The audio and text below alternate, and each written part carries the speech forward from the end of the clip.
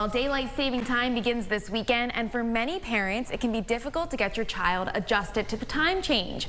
Dr. Jonathan Miller, Chief of Primary Care at Nemours Children's Health Delaware Valley, is joining me with ways to make the transition a bit easier. Good morning. Thanks for having me, Jenna. Thanks so much for being here. And I know with daylight saving, it can be hard enough as an adult to adjust to the time change.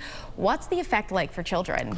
So it can be pretty subtle for kids, and a lot of kids will take daylight saving time in stride and really not have any issues. But for kids who are, susceptible, like have trouble falling asleep or have trouble waking up in the morning, and especially for teenagers, it can cause some issues. Wow, so that's actually a positive note. I think that it can be subtle for a lot of children, but let's talk about ways as parents maybe you can get your kid ready for this weekend and to deal with that time change. Sure. So, before I get into some of the ways that we can get at it, I think it's important to understand sort of the why, Sure. right? So when teenagers aren't able to sort of have their normal sleep patterns because we've sprung the clock forward, and now instead of waking up at 8, when they wake up at 8 a.m. their body feels like it's 7, or if their bedtime is 10 their body feels like it's 9, it can lead to problems with not getting enough sleep. They might not be able to fall asleep at the right time for the next few days.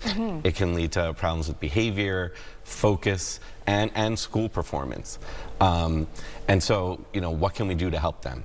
We've got a few days, and we got 3 days until daylight savings time, so there's a little bit of time to sort of begin to help people adjust. And one thing you can do is start to help your kids do things a little bit earlier each day.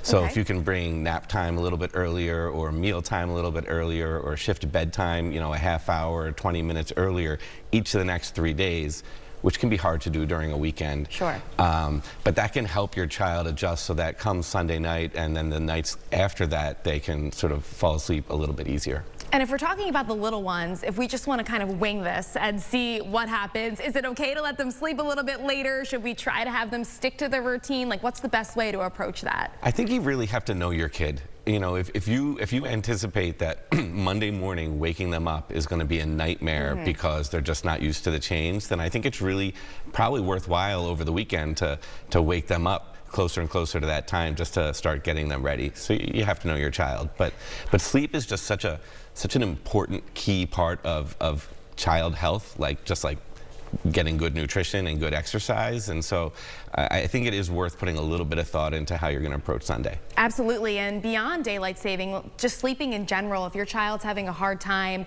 with a sleep routine, or they're getting up a lot, are there ways to sort of mitigate that and help them? Yeah, so one is to do daytime right, which means get outside, get daylight, exercise, do the healthy things during the daytime that you should be doing, because that helps your body get used to day-night cycles. And then think about having a bedtime routine, during the half hour before bedtime that helps kids sort of settle down. Things that are not too stimulating, so no major exercise for the hour before bedtime. Screens, turn them off. Maybe take the phone away right before bedtime, especially for teenagers.